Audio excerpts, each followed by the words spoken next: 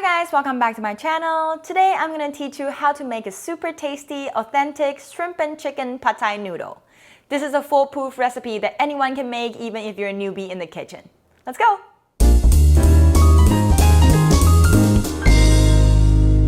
Hi new friends, this is Erica right here. I'm a Taiwanese citizen currently living in America. Cooking and traveling is my passion, so I'm here to share with you my favorite Asian recipes. On top of that, all my videos cover a little food knowledge and the history background of the dish, as well as a Chinese lesson at the end of the video.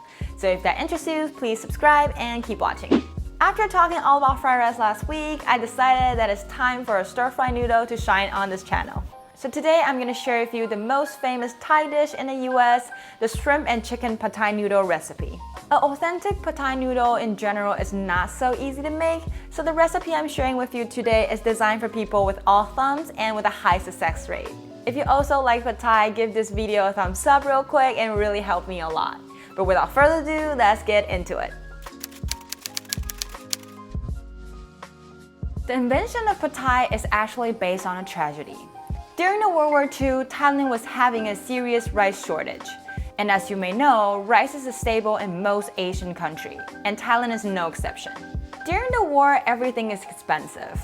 And instead of fixing the food supply system, the then Prime Minister decided to borrow rice noodle from China and cook it with a Thai flavor to galvanize the nationalism. So the creation of pad thai was basically the recipe for survival back in the day. Throughout the years, pad thai had become really famous all around the world, and now we're seeing many different types of pad thai noodle recipe online. But whatever it becomes, the backbone of the dish remained the same. It always includes rice noodle, egg, tofu, and dry shrimp. Thai prefer to balance all four flavors in their dish at all times. So we got a savory taste from the fish sauce, or if you're vegetarian or vegan, you're probably using soy sauce instead, and the sweetness from sugar, the sourness from tamarind sauce and lime juice, and as a spicy food lover, Sriracha is definitely a must in my opinion. As we mentioned earlier in the story, the pad thai noodle is actually the rice noodle. And there's only 4 ingredients in the pad thai noodle. There's rice powder, potato starch, salt, and water. If you want to make your own rice noodle at home, it's actually not too hard as long as you have a steamer, but the simplest way to do it is just buy it in the supermarket. There are many different brands of pad thai noodle in the market. Besides the size, they all taste pretty similar. But I did notice that some rice noodle I found here in the Western supermarket are a little bit too thick in my opinion. So I personally like to buy my rice noodle in the Asian supermarket. My personal favorite brand is the Asian Best brand. They have pretty good rice noodle and it's really easy to soak as well. And the rice noodle is actually very different than the other noodle, you know. Before you want to cook your rice noodle, you have to actually soak them in the water before you start. Rice noodles are made steamed and dried, so it is actually cooked before you buy it. So all you need to do is soak your rice noodle in warm water, following the instructions of the package that will tell you how long you need to soak it. And after you soak the noodle, it will turn soft and moist and it is ready to go. But as I mentioned earlier, some brand of rice noodle is thicker, so it might need a longer time to soak it or a hotter water to soak it. You kind of have to figure it out because some brand didn't tell you how to soak it in their package. But the easiest way is just to find this online and you can do exactly how I do it.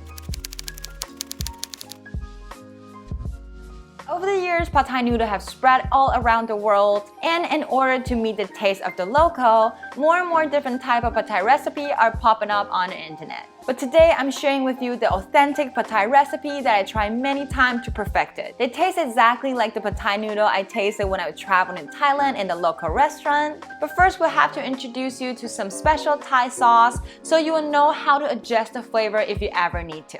Thai like to have their food having a mixture taste of savory, sourness, sweet, and spicy. Just like the papaya salad that we made last time, I'll leave a link up here. Definitely check it out if you're a woman or you're on a weight loss diet.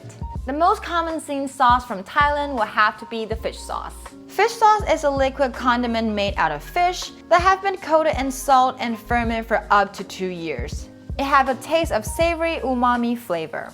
If you're a vegetarian or you just simply don't like the taste and smell of fish sauce, you can just replace soy sauce for fish sauce, although it has a very different flavor. The other special sauce in our recipe today is the tamarind paste. This sauce will be a little bit hard to find in the normal Western supermarket here in the US, so you have two options, either getting it online or depend on your local Asian supermarket. Tamarind paste is obviously made out of tamarind. Tamarind tree is native to Africa and grows like a wild plant in India subcontinent. It also grown across Southeast Asia, South America, the tropical part of Australia, and North America.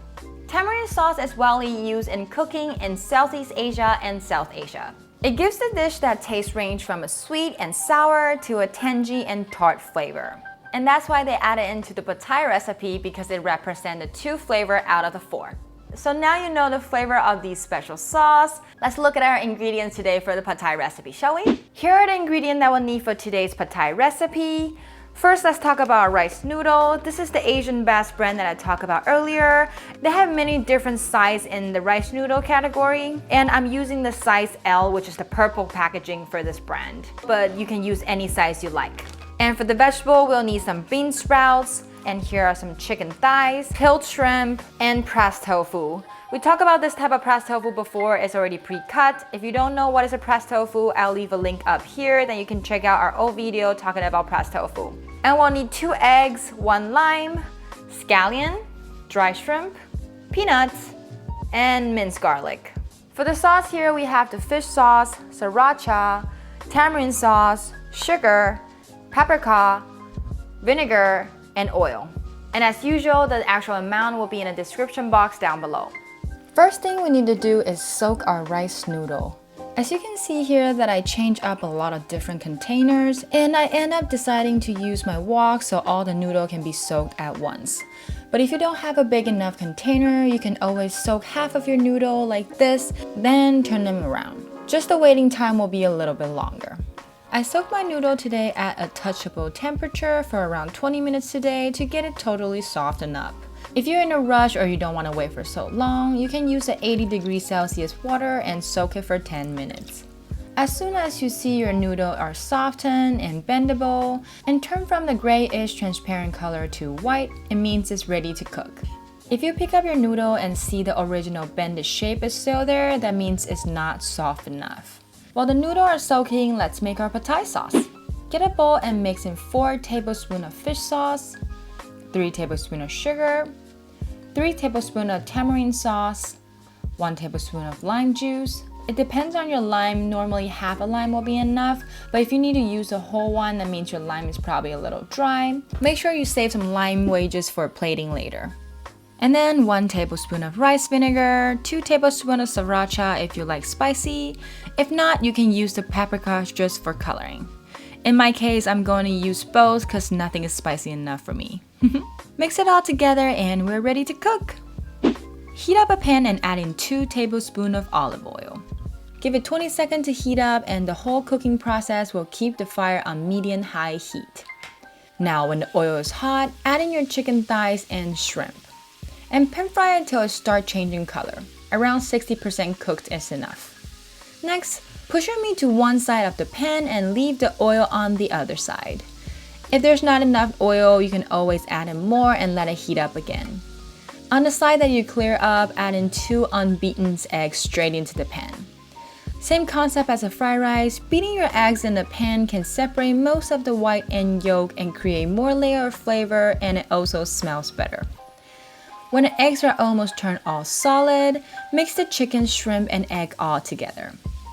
And same thing again, push all of your ingredient to one side and leave the oil on the other side. In my case right now, there's not enough oil, so I'll add in a little bit and let it heat up again. Now, around 15-20 seconds, I can add in my garlic and dry shrimp. Stir fry them for around 30 seconds so all the flavor are activated. Mix them all together now. Next, we'll be adding in the pressed tofu. Tofu is the kind of ingredient that you can eat it raw, so you don't need too long of a time to cook them. Just mix them straight together is fine. If you can't find pressed tofu, the normal firm tofu will do. You just need to be a little bit more careful while stir frying in case it breaks apart. Around 30 seconds for stir frying, and now it's time to add in our rice noodle. You don't need to dry out the noodle too much because the rice noodle soaking water is just like the pasta water. It's okay to use it as a moisture for your dish. After I add in my noodle to the pan, I like to mix them together with all the ingredients before I add in the sauce, but you don't have to. Now, definitely make sure that you mix the sauce really well with all of your ingredients. I like to cover up the pan for 90 seconds so the noodle can be steamed and cooked through better. It will soften up the noodle really fast. If you're using a different brand of rice noodle than me, just keep trying your noodle, and if it's too hard, let it steam and cook for a little longer. If it's too soft, that probably means your noodle is really thin. Next time, shorter the steaming process will help. Now, open the lid and add in half of your bean sprouts. Bean sprouts is another ingredient that you can eat raw. We're saving the rest for plating, so it will add in some crunchy texture later. And also add in your green onions. Tuck them into the noodles so it will cook faster, and cover up the lid for around 30 seconds. Mix all the ingredients together and check the moisture. Pad Thai should be moist but never dry. If you pick up your noodle and see it's dripping, that means it's too wet. Give it a few more minutes to cook. If it looks or tastes too dry, adding some of those soaking water to add more moist to it. At first, you might think that the sauce is a bit too much, but in no time the noodle will soak in all of the sauce with nothing left. Give your noodle a taste and see if the softness is perfect to your taste, and you can add in the peanuts. Give it a few more stir and it's done! The shrimp and chicken pad thai noodle is ready. Whoa, it looks beautiful, isn't it? An authentic pad thai has always have a red finishing color because of the sriracha. That's why I tell you to add in paprika if you don't like sriracha's spiciness. Paprika is a great choice for coloring and a hint of flavor. After all, we still need that balance for flavor for Thai dish, right? Plate it with the rest of the bean sprouts and lemon wedges, and it's tasting time. Whoa, this is so good. The noodles are perfectly cooked, tender and juicy. The shrimp and chicken are full of flavor. Bean sprouts and peanuts give it an extra crunchiness to the dish. I always like to squeeze some lemon juice on top right before I eat it so I can taste the extra sourness on top of my tongue. If you like more peanuts, then add as much as you like. Pad Thai is a great dish for meal prep as well because reheating the rice noodle will not lose the texture at all. This recipe amount in the description box below is perfect for 2 or sometimes even 3 people. Me and my boyfriend can have 1 full plate each, and he can box the rest for his lunch the second day.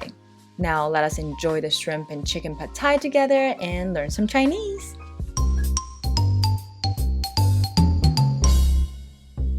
The word of the day today is 泰式炒河粉.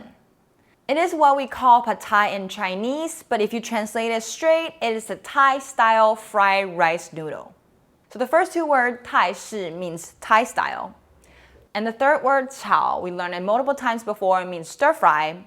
And the last 2 characters is 河粉, which means rice noodle. So 泰式炒河粉 is Thai-style stir-fry rice noodle, which is pad thai. Thank you for cooking with me to the end. Let me know if you like the recipe by giving this video a thumbs up. It's only going to take you a second, but it means a lot to me. I make a video like this on YouTube every Thursday, so remember to hit that bell and you'll never miss out. Last but not least, don't forget to subscribe to my channel if you haven't already, and I'll see you next Thursday. Bye!